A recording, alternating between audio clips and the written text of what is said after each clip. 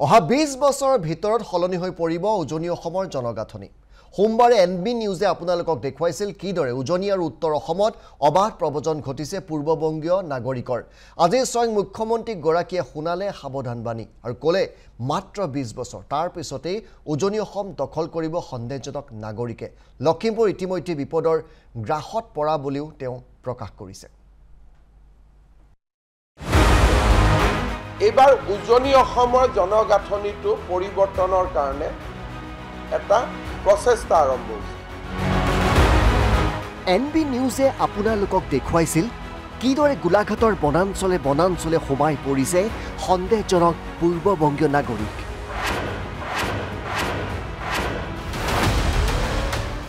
আজি মুখ্যমন্ত্ৰীগৰাকীয়ে ইয়াকে লৈ উদ্বিগ্নতা প্ৰকাশ কৰি ভয়াৱহ ভৱিষ্যতৰ ইংগিত প্ৰদান কৰিলে। অসমীয়া যদি সজাগ নহয় অনাগত 20 বছৰত উজনি অসমৰ জনগাঁথনি পৰিৱৰ্তন হৈ যাব। নেক্সট 20 ইয়াৰ্ছত যদি অসমীয়া মানুহে আজি বাধা নিদিয়ে আমাৰ গোটেই ফৰেষ্টখিনি য'ত ফৰেষ্ট আছে তাতে এনক্ৰচমেণ্ট হ'ব। এটা ফৰেষ্ট কাভাৰ নোহোৱা হ'ব, দ্বিতীয় ডেমোগ্ৰাফিৰ পৰিৱৰ্তন হ'ব। এক ষড়যন্ত্ৰৰ অংশ হিচাপে ধুবুৰী, সাউথ চালমৰা ইত্যাদি ঠাইৰ পৰা হাজাৰ হাজাৰ মানুহ আহিছে উজনি অসম আৰু উত্তৰ অসমলৈ। আজি সাউথ চালমাৰাৰ পৰা মানুহ বেংগলত যাব পাৰে, বেটাৰ ইনকাম, আৰু 30 কিলোমিটাৰ গ'লে বেংগল পায়, 50 কিলোমিটাৰ গ'লে বেংগল পায়। কিন্তু তেওঁলোক গৈছে 400 কিলোমিটাৰ টুৱাৰ্ডছ লখিমপুৰ। আৰু আজি আপোনালোকে লখিমপুৰৰ ভোটাৰ লিষ্টখন চাওক, 15 ইয়াৰ্ছত তাৰ ডেমোগ্ৰাফিৰ কিমান পৰিৱৰ্তন হৈছে। মাটি দখল কৰি গাঁও বনাইছে। সাউথ চালমাৰা, বৰপেটা, নগাঁৱৰ পৰা লখিমপুৰ টাউনত গৈ তেওঁলোকে মাটি দখল কৰি এটা গোটেই গাঁও এখন বনাই লৈছিল। এতিয়া সিদিনাখন 13 গৰাকী খিলঞ্জীয়া মানুহৰ কথাটো উদ্দেশ্য প্ৰণোদিতভাৱে ফ'কাছ কৰা হ'ল। কিন্তু লখিমপুৰ সাউথ চালমাৰাৰ মানুহক যে আমি এভিকশ্যন কৰিলোঁ আৰু লখিমপুৰত জনগাঁথনি পৰিৱৰ্তনৰ যিটো এটা ষড়যন্ত্ৰ আৰম্ভ হৈছিল তাক আমি ৰখাব পাৰিলোঁ। সেই কথাটো আমাৰ বহু ৰাইজে আলোচনা কৰিব নোখোজে।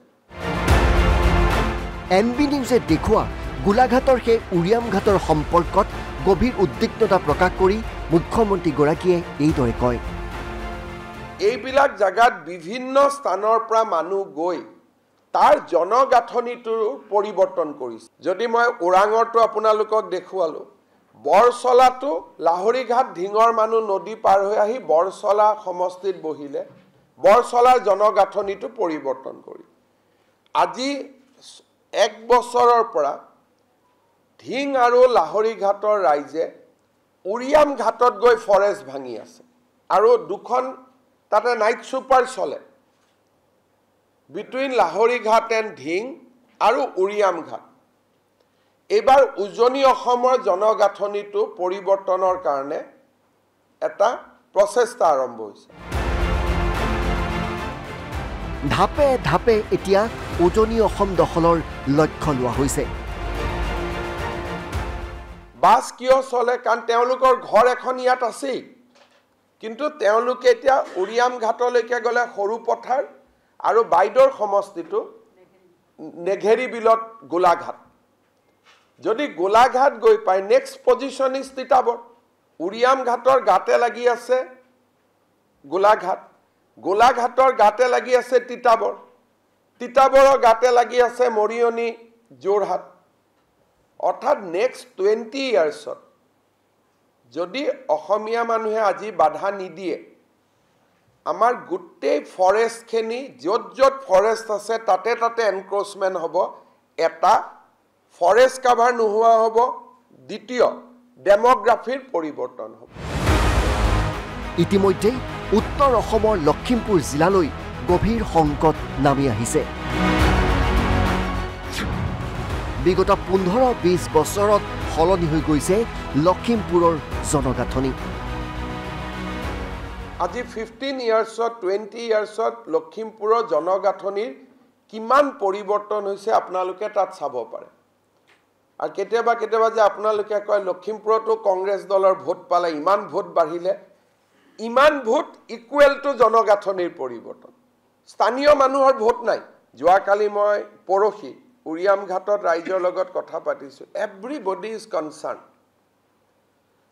গুৱাহাটীত থকা মানুহখিনিয়ে সো কল যিখিনি ইণ্টেলেকচুৱেল বুলি কয় তেওঁলোকে প্ৰতিবাদ কৰে কিন্তু উৰিয়াম ঘাটত থকা অসমীয়া মানুহখিনিয়ে মোক কালি মেমৰেণ্ডাম দিছে যে ছাৰ এইখিনি মানুহ এভিকশ্যন কৰি দিয়ক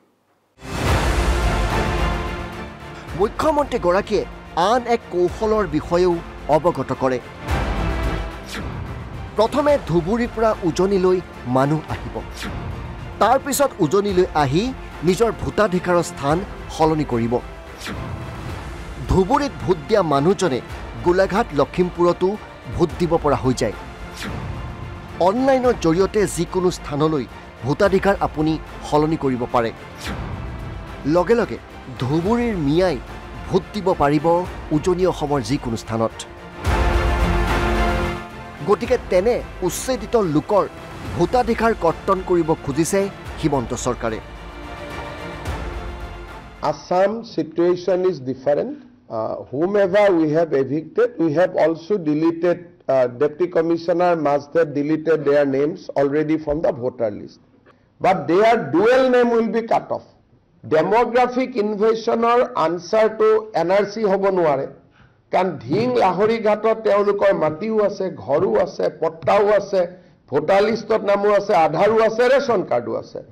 উৰিয়াম ঘাটৰ ভোটাৰ লিষ্টৰ ৰিভিজনত তেওঁলোকে ক'ব আমিতো ইণ্ডিয়ান সিটিজেন আমাৰ নামটো উৰিয়াম ঘাটত লগাই দিও how can you stop today if I go to Bengal or if I go to UP যে মোৰ নামটো ভোটাৰ লিষ্টত ভৰাব লাগে মোৰটো মই একজন মুখ্যমন্ত্ৰী মই সব মোৰ লগত গোটেই ডকুমেন্টছ আছে মোৰ নামটো সোমাবই তেনেকে যদি 1 লাখ অসমীয়া মানুহক মই ইউপিৰ এটা সমষ্টিত লৈ যাওঁ UP government to voter list on nam nukhuma boli to kobo noare because we are bona fide Indian citizen by the clause of 1971 kintu demography is a social science concept video jali Shankar hoite Surajit Hoikia NB News Guwahati